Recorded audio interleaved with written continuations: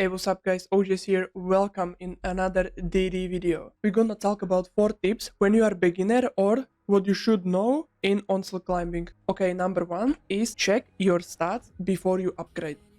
When you click Alt, you can see you're losing so much defense health. You're losing 1000 here. You find defense health will lose around 100. And somebody can say, OJ, you can reroll your stat. Yeah, but every reroll costs pristine modes and talismans. Rerolling is expensive. Hero damage, how you can see, we're losing about 300. I wanna transfer my current mods on a new helm, fill up the 1000 hero damage. When I was starting playing DD, my first champion was Monk. I fill it up with mods, and how you can see, I'm missing 1000 because I don't know that information. I need to look on stats. And then I was building my gunwich. Between this 1000 and missing 1, it's a big difference. Always look on your stat. When you're building your relic and you look for defense health, you can look on the highest roll and then reroll your first stat, and you can combine it with vampiric. It can help you because vampiric giving you defense power of defense health. So it means when you got full damage, then you go defense health. So this is proccing on vampiric. Also defense health proccing from pet. I got also video about pets, so you can check it out. Full stack on damage, full stack on health, then you got defense health on your pet, and you're going with the vampiric on your main defense or boost aura on buff pin. It is worth it. But I'm just saying, for me, defense health is not that important because I'm not playing defense health on my main DPS sources. Let's go on a tip number 2. Always check first. You need to have same house level relic to the same house level relic, and it's very common mistake. I also made it couple times. This is bad example, but when you got C5 raid and when you transfer it on C7 relic, then you upgrade your raid on C8, your raid never gonna be capped because you transfer C5 to C7, then C7 upgrade on C8, and you should have 40% rate, but you have, I don't know, 30. Always need to be same house to the same house tier. That's it, nothing else. Same. Okay, next tip is combine your elemental combinations more. Let's say artillery storm, you can go combine it with water, or you can combine it with water proton, with geyser trap, one tower. You can combine it with 3 different like utilities. Let's say poison dark tower with the earth proton. Let's go with double artilleries, poison, earth, and next EV can be water, and you again got double combinations, and they basically can't move. The last tip is understanding mutators. A lot of you guys have problem with it. A lot of guys was asking on stream, they got problem with these, they always got leaked. You just need to know what mutator what is doing. When you got maximum effort line, every single different piece of damage putting more damage to them.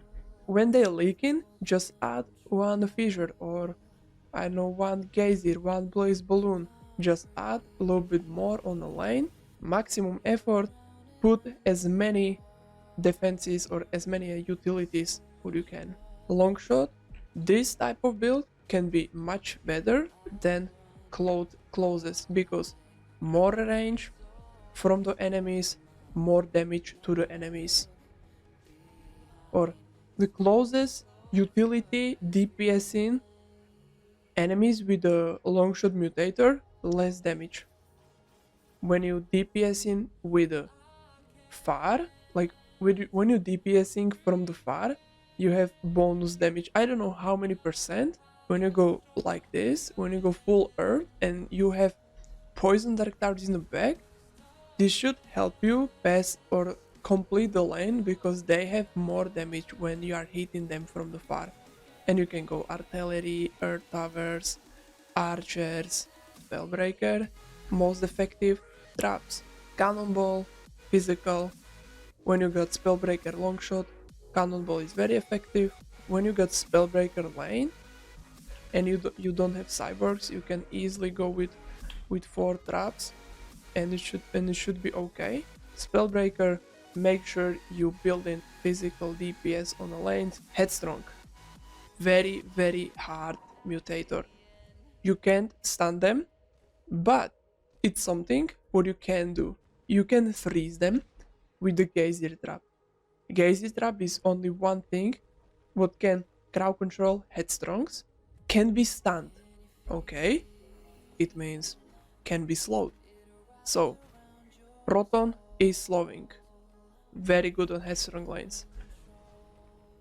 Boosted grasp, very effective, and when you got headstrong lane, just add a little bit more range and they are slowed.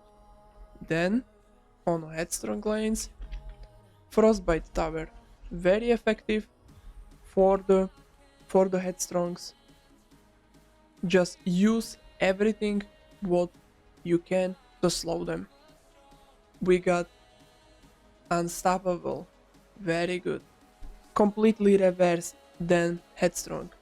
Immune to slow effect, okay, they are immune to slow effect. So one proton is making nothing, but double protons, poison earth or water and storm, stun. Then again, geyser trap working really good. Stunning revelation working really good. We got control burn. This is really interesting mutator because when I am building control burn lanes, let's say I am on a little bit lower floor and I don't need to build like the best build in the world. Let's say they have cyborgs and I have tenacity on my protons, but I am not building poison behind. I always go in the front. Control burn, I always been in the front because when you build proton behind, they step here and halfway they came, they are not taking any damage. So they step here and in that second when they are slowed, poisoned, I don't know, stunned, some kind of crowd control, they are getting damage. But it can be not enough and they can run out. But when you do this, or yeah, you can go like this. When they step here, he is controlled here, and instantly when he's stepping inside the flame auras, he's getting damage, and he die.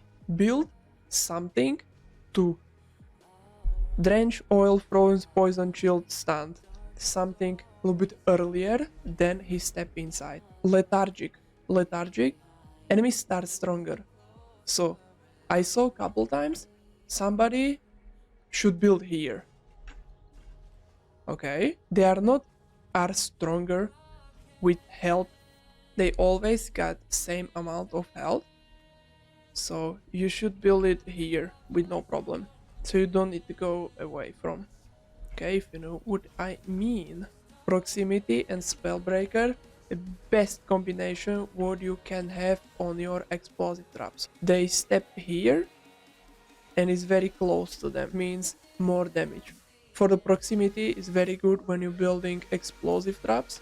Proximity very good for the explosive traps.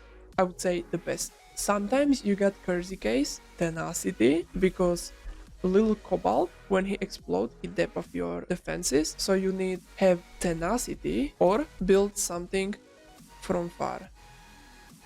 When he die a little bit earlier, he don't debuff your stuff.